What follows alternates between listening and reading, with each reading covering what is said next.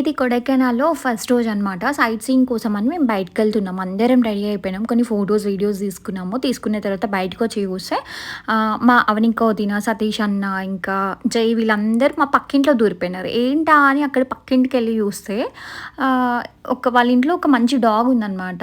ఇక్కడ వాళ్ళు కాదు, వీళ్ళు గూడా హైదరాబాద్ నుంచి వచ్చారు. మేమున్న హౌస్ ఇదనమాట, విల్లా. చాలా బావుంది అసలు హౌస్. అది గూడా చూసారు గదా డాగ్ ఎంత బావుందో అసలు. దాని ఇన్నర్ ఫీలింగ్ ఏంటో గూడా తెలుసుకుందామా?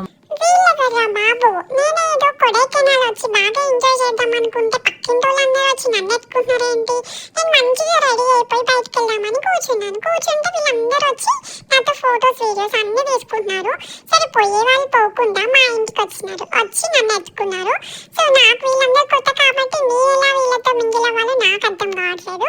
ఈ బుడ్డోడు ఎవరు నన్ను పట్టుకున్నాడు? అబ్బా అబ్బా నలిపేస్తున్నాడు నన్ను. నన్ను కింద పడేసాడేమో, నా మేకప్ అంతా చెడిపోతుంది. చాలురా బాబు, నన్ను దింపేసేయ్ మమ్మీ మమ్మీ వచ్చేసి. అమ్మయ్య, మా మమ్మీ ఎత్తుకుంది నన్ను ఇంకా హ్యాపీగా. మీరు వెళ్ళిపోండి ఇంకా, బాయ్ బాయ్ టాటా.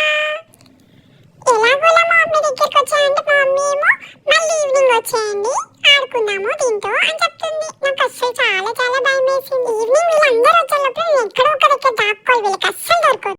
సో చూసారు కదండి దాని ఇన్నర్ ఫీలింగ్. అది ఒకవేళ మాట్లాడితే ఇలా ఫీల్ అవుతుందేమో అని నేను అనుకున్నాను. ఎందుకంటే దాన్ని అంతగానం నలిపేసామన్నమాట. అందరం ఎత్తుకొని ఫొటోస్, వీడియోస్ అన్నీ తీసుకున్నాము. ఇది హీరో రామ్ చరణ్ గారు ఉంటారు కదా, తన దగ్గర సేమ్ ఇలాంటి డాగే ఉందంట. సో భలే అనిపించింది అసలు దాంతో టైం స్పెండ్ చేస్తుంటే. ఈవినింగ్ మళ్ళీ